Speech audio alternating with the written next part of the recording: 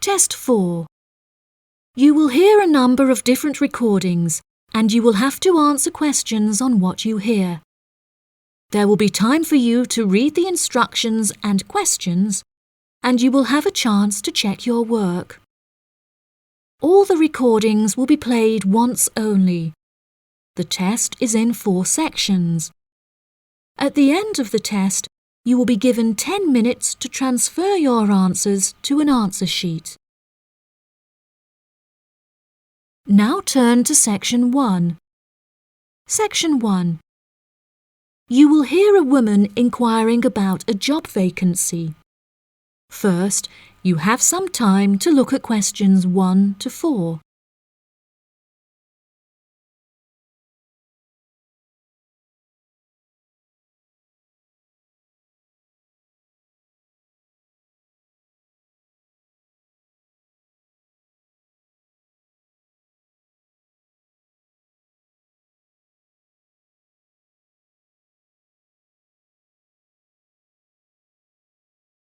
You will see that there is an example that has been done for you.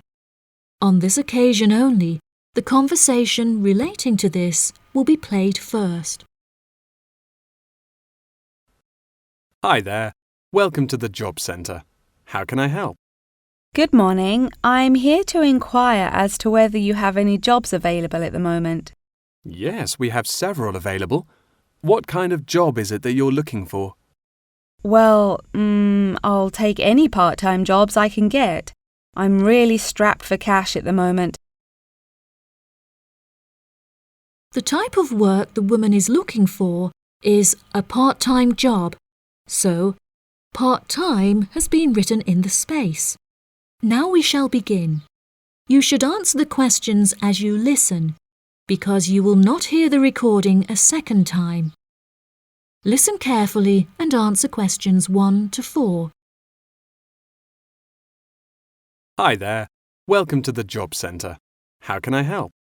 Good morning. I'm here to inquire as to whether you have any jobs available at the moment.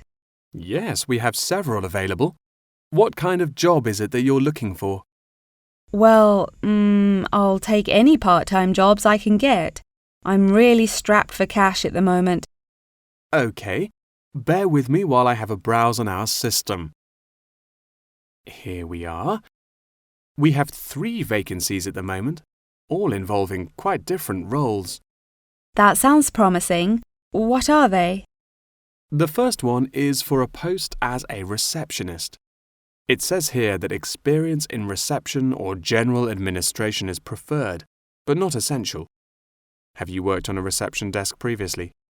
No, I haven't. I had a baby quite young, and so I have very little work experience. Could you tell me a few more details? Yes, of course. The job will be to mainly provide quality customer service, both over the phone and in person. When customers are waiting, you will be expected to provide them with refreshments and ensure they have a first-rate experience. I think I could manage that, and I'm a very friendly person. That's great. Do you have any information about the hours involved?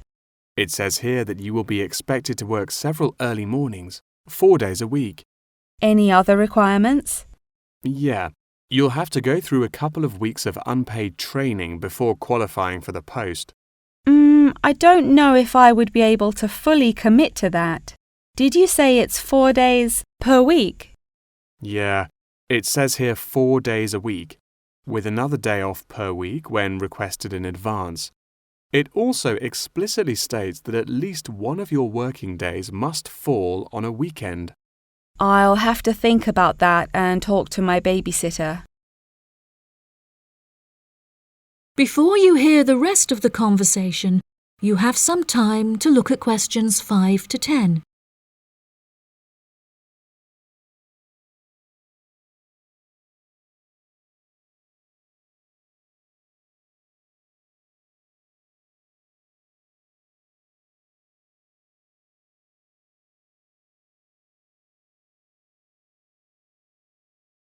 Now listen and answer questions 5 to 10. Are there any other roles beginning later in the day? Yes, there's an advertisement here for a driver. It says you'll need a clean and valid UK driver's licence, with absolutely no exception. No problems there. I passed my test first time and have never received any points. It also explicitly states that you must be over 25 and have been driving for at least 6 years. That sounds quite exciting. Is there any more information? Yep, it says here that working hours are flexible and the employers are happy to work within your personal schedule since they employ multiple drivers. That's great. The employers ask for a commitment to either mornings 5 days per week, evenings 5 days per week, or 3 full working days per week. I'm sure I can handle all that without a problem. As well as driving the employers to and from work, they will ask you to perform various duties on their behalf, such as collecting the grocery shopping and picking their children up from school. Do they need me to work a day on the weekend as well? No, it says here that they only require you to work on weekdays, not weekends. That sounds interesting. OK, there's only one more left, another customer service related post. It looks like it requires you to work short hours, quite late at night, so it might not be suitable for you. Do you want to hear about it anyway? Yeah, can't do any harm. OK, so it's a post for a cashier in a cinema in the centre of town. I'm sure you've been to the cinema a few times, so you can guess what kind of role it would be. They're quite short and late shifts, between 5:30 and 10:30 most nights, with slightly longer shifts on Friday and Saturday nights. Can you tell me what the job involves? Yes, sure. It says that you'll be required to sell and dispense tickets and provide refreshments. Also, they ask that you be quick on the computers, since you'll also need to take bookings over the phone, but you'll receive basic training for that. Do they need me to work weekdays as well? Well, it says here that if you request at least a fortnight in advance, they will grant you a day off on Mondays, but never on a weekend. I'll think it over and let you know later. Thanks for all your help. That is the end of section 1. You now have half a minute to check your answers.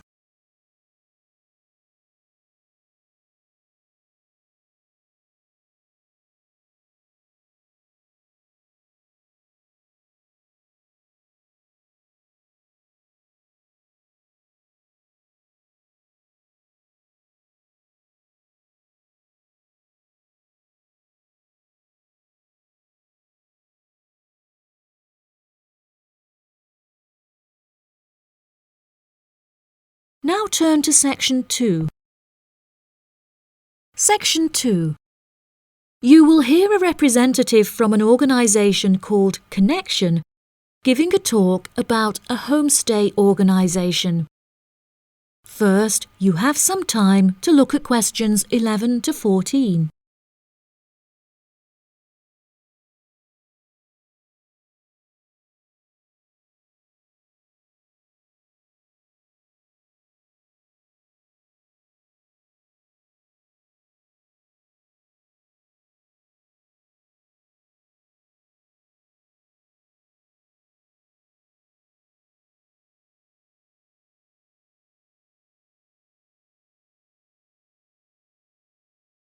Now listen carefully and answer questions 11 to 14. Thank you all for coming to my talk this evening. It's nice to see so many people in the audience. For those of you who don't know very much about Connection, let me start by giving you some background information about it. Connection is a British organisation that facilitates homestays all over the globe. This organisation prides itself on matching tens of thousands of host families with guests every single year, allowing travellers to discover a country's culture in a way like no other. Homestays are ideal for both travellers and homeowners, enabling intercultural exchanges and the development of lifelong friendships while providing travellers with often discounted accommodation costs and host families with a steady income from the comfort of their own homes. The homestay experience is particularly popular with university exchange students looking for a more genuine insight into their country of choice and an unrivaled opportunity to develop their language skills. The homestay experience is truly unique and once in a lifetime, and one that you will likely remember for the rest of your lives. It is important to note, however, that some people will find it difficult to adapt to the new country, with many enduring what is known as culture shock. Connection's advice for those suffering from culture shock is to go out and make as many friends as possible, no matter how difficult you may find it. Friends are guaranteed to help you feel more integrated as part of the local society and show you some great places to hang out. At first, it might seem extremely challenging to overcome the language barrier between you and your host family. However, you will find that you quickly overcome this and develop a very close and almost familial relationship. Many of our travellers have suggested that they have found discussing their hobbies and other interests with their host families is the best way to overcome any barriers, since you are more likely to find something you share in common. For example, you might find that you are both passionate about football and end up playing in the local field every week. One of our guests undertaking a homestay in a rural area of the UK told us that she and her host now take a Tai Chi class together upon a hilltop at sunrise, calling the experience absolutely breathtaking. After the first few weeks, you will find your understanding of the people around you and their culture deepens by leaps and bounds, and you will soon become one of the locals. Our hosts in over 140 countries turn a location into a culture, time into experience, and strangers into friends. Before you hear the rest of the talk, you have some time to look at questions 15 to 20.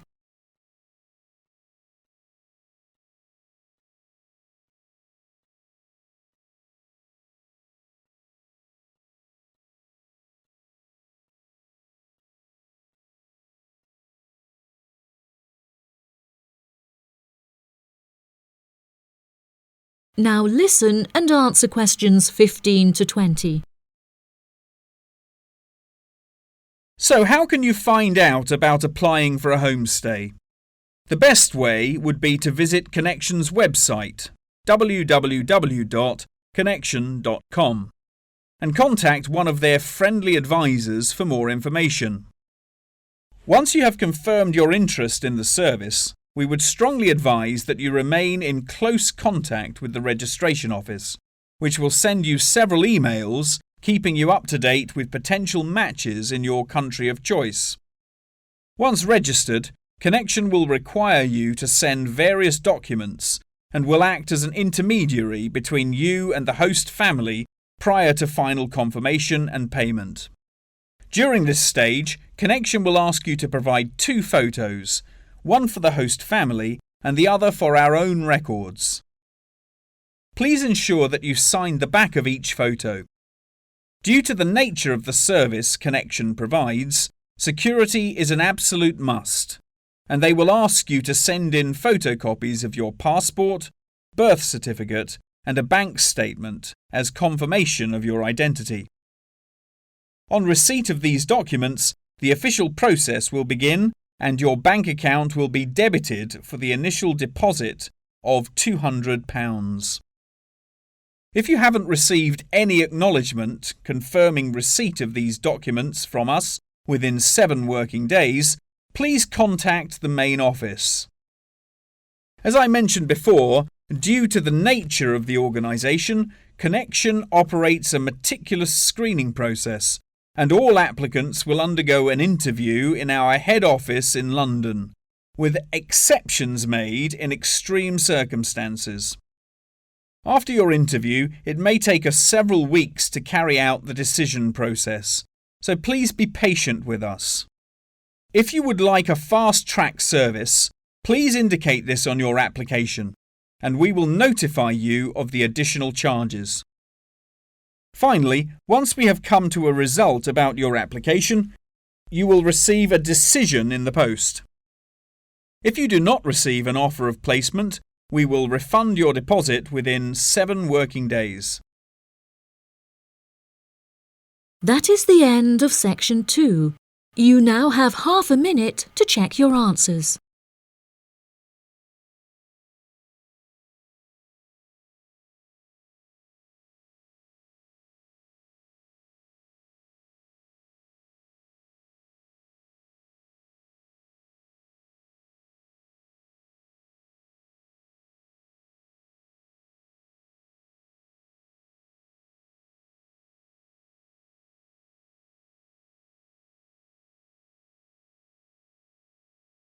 Now turn to section 3. Section 3. You will hear a conversation between 2 students and their professor discussing an essay. First, you have some time to look at questions 21 to 26.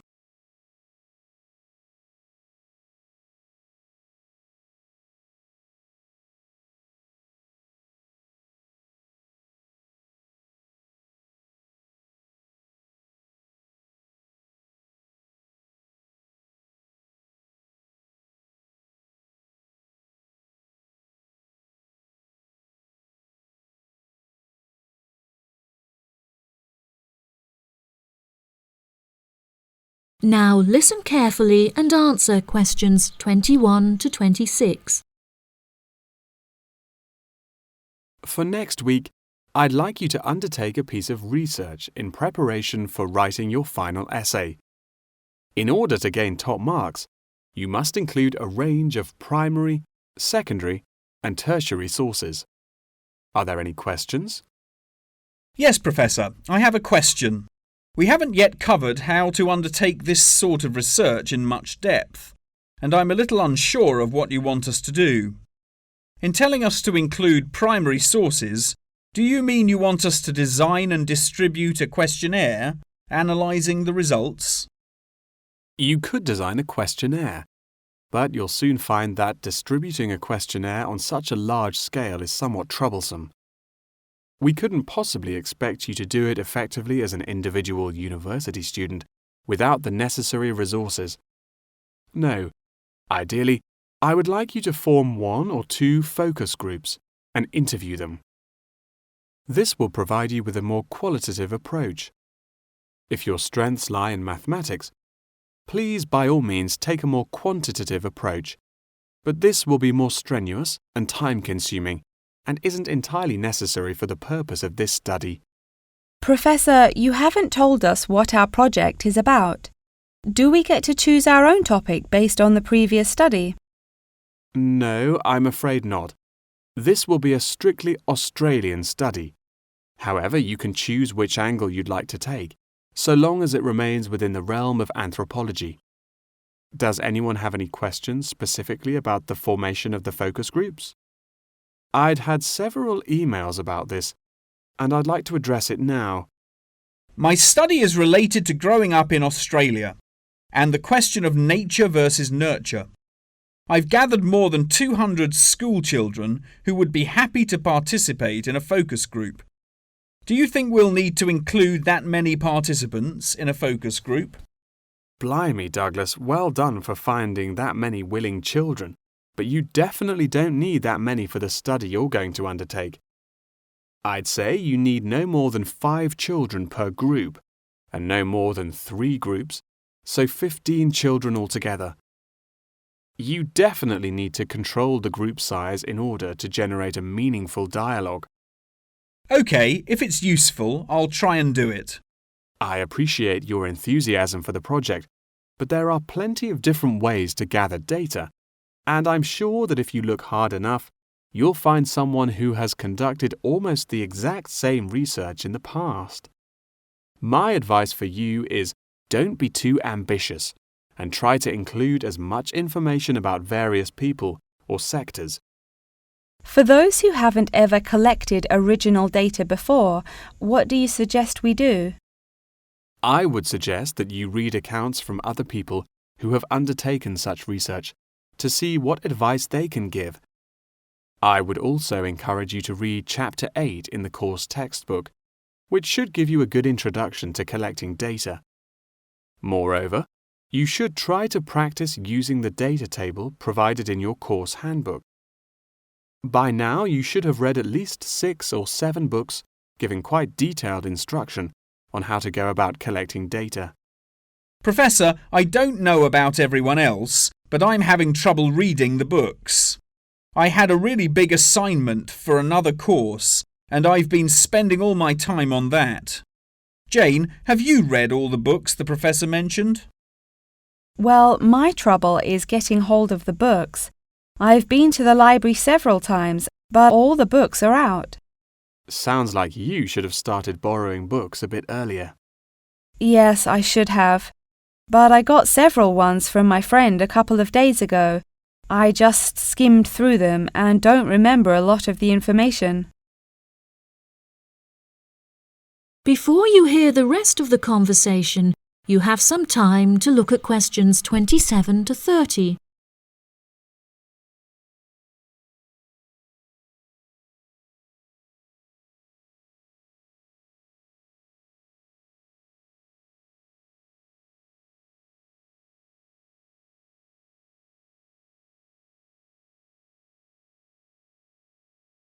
Now listen and answer questions 27 to 30. But now let's look at these things. We'll need to start thinking about which ones we'll definitely want to do for the project. OK, the first one here is the final report. If you like, we can work together on the research and data collection side of the project and doing the final write-up. Cool, that sounds good. I'm not sure how much I'd be able to contribute considering I haven't had a chance to read the course material, but I should be able to prepare some sheets and a list of questions that can be used during the focus group sessions. That sounds appropriate. I think so too. Do you think we'll need to write a letter to send to the participants, telling them the time and place for the interviews? Positive. I can take care of that. Well, that's great. I should also include a document for them to sign saying that they're happy to be voice recorded. Oh yes, of course, I forgot about the transcript. That'll likely be a big job, so let's do half each. I'll do one of the groups and you can do the other, OK? Sounds like a plan. That is the end of section 3. You now have half a minute to check your answers.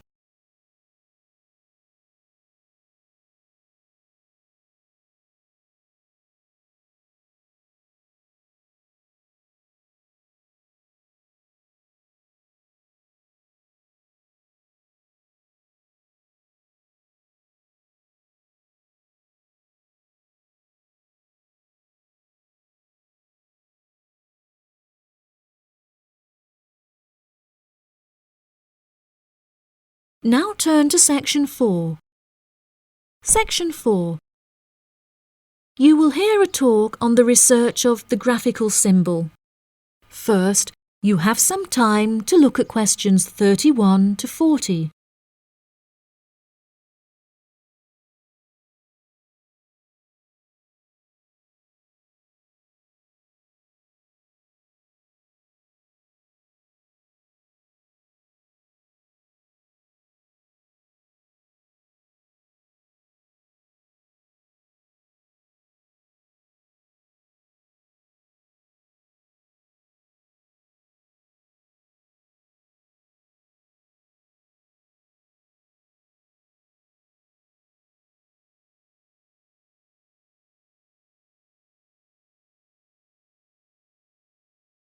Now listen carefully and answer questions 31 to 40. Good morning, everyone.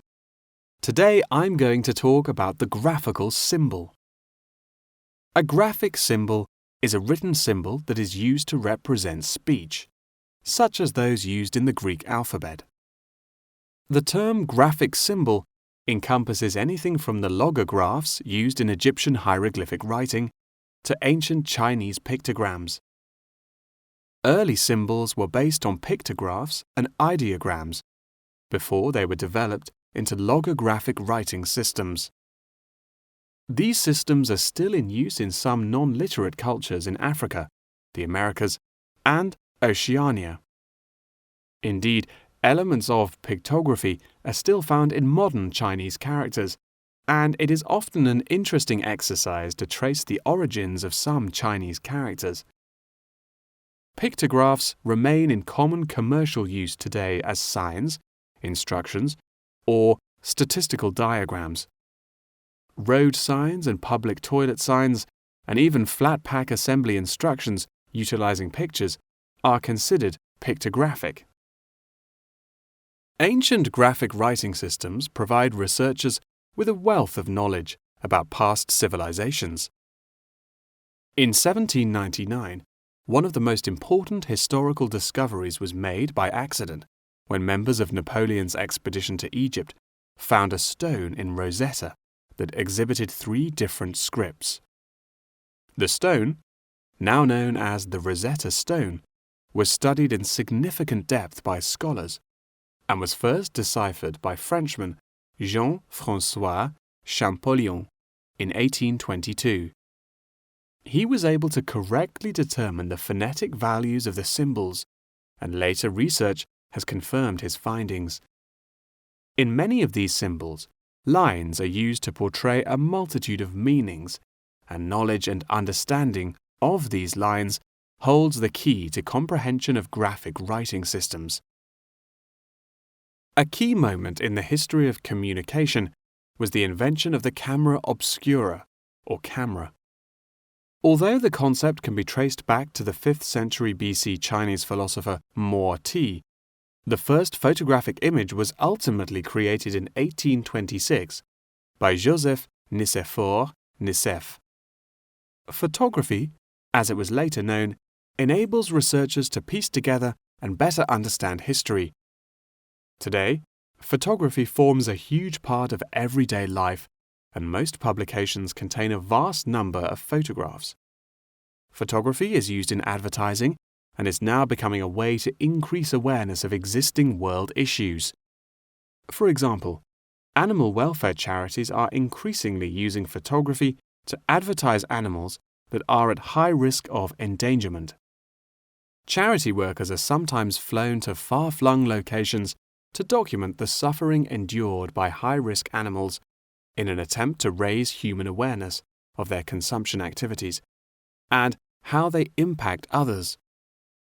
One recent high-profile campaign was undertaken by attaching a camera to the foot of a bird in order to obtain photographs of the animals in their natural habitats and understand how often they come into contact with human waste.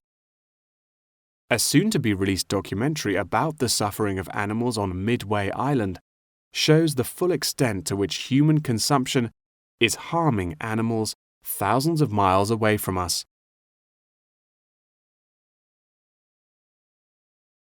As photography continues to progress, with the use of drones now becoming somewhat commonplace, we should expect more and more objects to be included in the future, expanding the horizon of photography ever further. Indeed, the downward pressure on traditional media prices means that media companies are being forced to get creative on how to make a profit. Many have found that the answer to this lies in advertising, and companies are now willing to devote a large portion of their budgets to advertising in newspapers. By the same token, marketing has become an essential part of a company's business model, often meaning the success or failure of a company. As a result, much time and money has been pumped into the development of effective branding, with attractive packaging playing a large role in this. However, Many governments are now seen to be cracking down on marketing and packaging in an attempt to protect consumers from being misled. In particular, tobacco companies are now subject to ever-increasing regulation.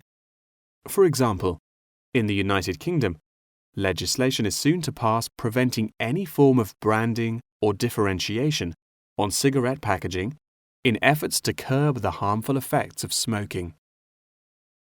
Finally, one must not forget the fundamental role that graphic writing systems have had to play in mathematics. Graphs, icons, and diagrams often form the very basis of these branches of academia. Indeed, one needs to look no further than chemistry's periodic table to see a perfect example of graphic writing systems in use today. That is the end of section 4. You now have half a minute to check your answers.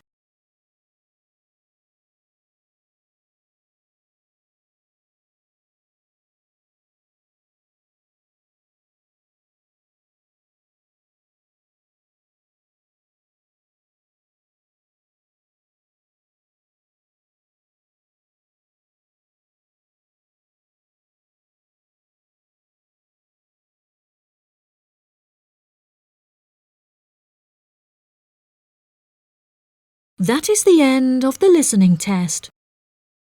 In the Ielts test, you will now have 10 minutes to transfer your answers to the answer sheet.